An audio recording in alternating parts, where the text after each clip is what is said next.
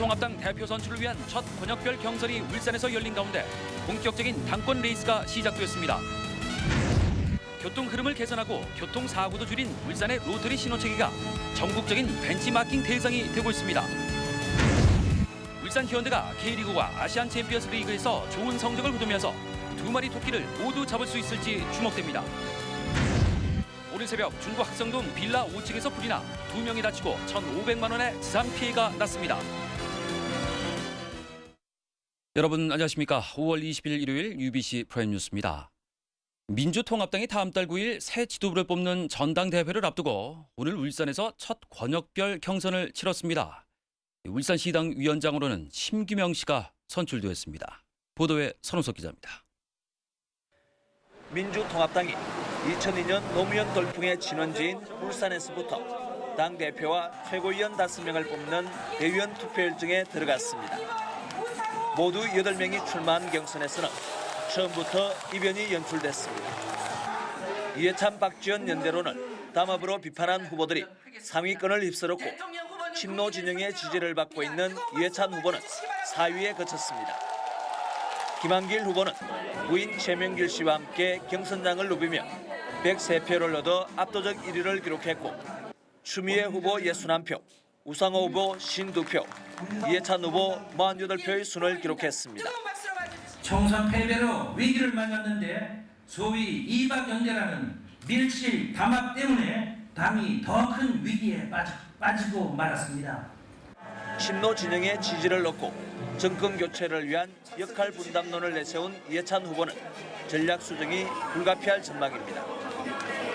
후보들은 월요일은 부산, 화요일은 광주 전남, 수요일은 대구 경북 순으로 지역 순회 대의원 투표를 진행합니다. 대의원 투표는 최종 결과의 30% 반영되며 나머지 70%는 다음 달 5일과 6일 당원과 시민 선거인단을 모바일 투표와 8일 현장 투표를 합산합니다. 한편 울산시당 위원장을 뽑는 선거에서는 심규명 후보가 임동호 후보를 2배 이상의 큰 표차로 누르고 새 시당 위원장으로 당선됐습니다. UBC 뉴스 선우석입니다.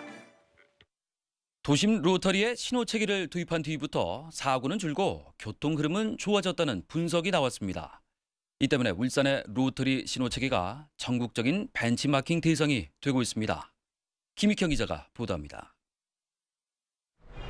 지난 2000년 7월부터 신호체계가 도입된 공업탑 로터리입니다. 5개 간선도로가 모이는 이곳은 교통지옥으로 악명이 높았지만 신호체계 도입 이후 교통 흐름이 좋아졌습니다. 하루 평균 교통사고는 6건에서 0.3건으로 줄었고 로터리 통과 속도는 훨씬 빨라지고 출근 시간대 차량당 평균 지체 시간은 크게 줄었습니다. 울산시는 이에 따라 2001년 3월에는 신복 로터리, 같은 해 11월에는 태화 로터리에도 신호체계를 도입했습니다. 효과가 입증되자 울산시는 이 같은 이면도로 12곳에도 회전 교차로를 설치했는데 역시 교통 흐름은 빨라지고 사고는 줄었습니다. 설치하기 전에는 사고가 거의 하루에 한 골 아니면 이틀에 한 골 정도 났는데 지금은 전혀 사고 나는 걸 못 봤으니까. 이 때문에 광주와 천안, 수원, 창원시 등이 울산을 벤치마킹해서 로터리 신호체계를 변경했거나 변경을 추진 중입니다. 결과적으로 우리시 교통 체계 가장 적합한 어떤 시스템으로 지금 정착이 돼 가고 있고 또 전국에서 아주 고유한 어떤 하나의 교통 아이템으로 오는 31일에는 정부 주최로 울산 로터리 운영 실태에 대한 심포지엄이 울산에서 열리게 됩니다. 산업 수도 울산이 교통 선진 도시로도 새롭게 부각되고 있습니다. UBC 뉴스 김익현입니다.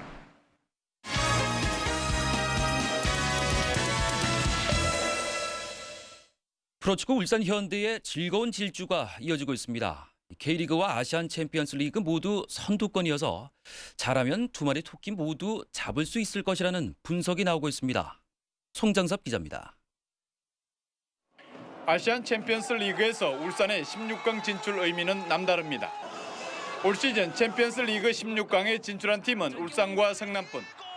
그러나 성남의 K리그 성적은 중위권인 반면 울산은 1위에서 4위로 밀려나긴 했어도 여전히 선두권을 유지하고 있습니다.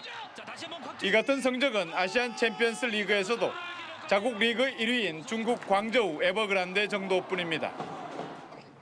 울산이 K리그와 챔피언스 리그 병행에 성공한 특별한 비결은 없습니다.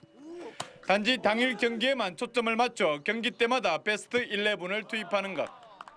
올해 경기 수가 많이 늘어났습니다. 상당히 선수들의 그 체력 부담이 많습니다. 그런데 우리는 이제 한 게임이 결승전으로 생각을 하고 국가대표 등 스타 플레이어들이 질비하지만 개인 욕심을 접고 빡빡한 경기 일정까지 잘 소화해주고 있습니다. 작년보다 좀 더 탄탄하고 또 공격력에서 근호나 승용이 보강이 됐기 때문에 그런 면에서 공격도 좀 더 보강이 됐기 때문에 더 화력이 강하지 않겠나 생각하고 있습니다. 당장의 경기에만 집중하는 감독, 조바심 없이 멀리 내다보는 선수. 울산 현대가 최상의 조합으로 두 마리 토끼몰이에 나서고 있습니다. UBC 뉴스 송정섭입니다. 요즘은 몇 살까지 사느냐보다는 얼마나 건강하게 사는가 하는 게 더 관심이 됐습니다. 고령화 사회로 접어들면서 수술을 포기했던 고령의 환자들이 선뜻 수술대에 오르는 일이 크게 늘고 있습니다. 건강백세 성경인 기상캐스터입니다. 올해 91살인 안발순 할머니는 얼마 전 인공관절 수술을 받았습니다. 내가 91살인데 수술한단 말이 참말로 누가 고자 듣겠습니까? 진찰도 하고 말씀을 한번 들어보려고 왔더만은 그 이튿날부터 수술을 해도 괜찮겠다 해서 했습니다. 수술 덕분에 할머니는 극심했던 무릎 통증이 호전되고 불가능했던 걷기도 이제는 가능해졌습니다. 신유 90대에도 수술하고 있습니다. 평소에 통증과 운동장애를 호소하시는 분도 수술하고 나면은 상당히 활발하게 걸을 수 있고 고령 환자들의 대표적 수술인 백내장은 해마다 건수가 크게 증가하고 있습니다. 네, 백내장은 노화 현상으로 초고령 사회에 접어들면서 누구나 다 발생할 수 있고요. 망막만 이상이 없다면 수술을 통해서 아주 좋은 시력을 회복할 수가 있습니다. 평균 수명이 늘어난 데다 자녀들 병수발을 기대하지 않는 분위기 속에서 수술로 삶의 질을 높여보자는 노인들이 크게 늘어난 겁니다. 건강보험공단에 따르면 지난해 80세 이상 고령 환자들이 가장 많이 한 수술은 백내장이고 척추 수술과 내시경 적담도 수술, 스텐트 삽입술 등이 뒤를 이었습니다. 네, 지난해에는 102세 할머니가 대장암 수술에 성공해 화제가 되기도 했는데요. 이제는 100세 수술 시대가 온 만큼 노인 수술 더 이상 망설일 필요가 없게 됐습니다. 건강백세 성경입니다. 지난달 울산 지역 취업자가 지난해 같은 달에 비해서 6천여 명 늘어난 것으로 나타났습니다. 동남지방통계청에 따르면 산업별로 관공업은 15,000명 증가한 반면 농림어업과 사회간접자본 그리고 기타 서비스업에서는 8천여 명 감소했습니다. 이에 따라 고용률은 59.7%로 0.6% 올랐으며 실업률은 2.8%로 1.4%포인트 떨어졌습니다. 울산지방경찰청은 지난 한 달 동안 불법 사금융 특별 단속을 벌여서 모두 57건에 121명을 검거해 6명을 구속하고 나머지는 불구속 입건했습니다. 이 가운데 불법 채권 주심이 36명으로 가장 많았고 무등록 대부업자가 31명, 법정 이자율 초과 22명 등으로 나타났습니다. 오늘 새벽 1시 반쯤 중구 학성동 빌라 5층에서 불이 났습니다. 이 불로 집안에 있던 40살 임모 씨 등 2명이 연기를 마셔 병원으로 옮겨졌고 베란다와 자재 도구 등을 태워서 소방서 수산 1,500만 원의 재산 피해가 났습니다. 경찰과 소방당국은 앞 베란다에서 불이 시작된 것으로 보고 화재 원인을 조사하고 있습니다. 다자녀 가정을 격려하고 출산 장려 분위기를 조성하기 위한 다자녀 가정 행복 한마당 행사가 오늘 달동문화공원에서 열렸습니다. 이번 행사에는 지난해 셋째 자녀 이상을 출산한 가정이 참가해 최다 자녀상 시상식과 가족 장기자랑 그리고 가족 게임 등을 가졌습니다.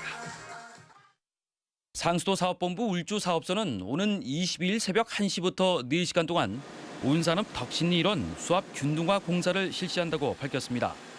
이에 따라 이 일대 9,600가구에 흙탕물이 나올 수 있다며 각 가정에서는 계량기 메인 밸브를 닫고 수돗물을 충분히 받아둘 것을 당부했습니다.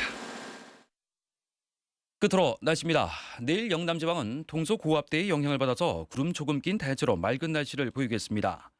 해안 지방을 중심으로는 오후에 바람이 약간 강하게 부는 곳이 있겠으니 시설물 관리에 유의하시기 바랍니다. 울산의 내일 아침 최저 기온은 12도로 오늘과 비슷하겠고 낮 최고 기온은 23도로 오늘보다 조금 낮겠습니다. 바다의 물결은 남해동부와 동해남부 전 해상에서 0.5에서 2m로 일겠습니다. 다음은 한 주간의 날씨입니다. 고기압의 영향으로 대체로 맑은 날이 많겠고 기온은 평년보다 조금 높겠습니다. 또 낮과 밤의 기온차가 크겠으니 건강관리에 유의하시기 바랍니다.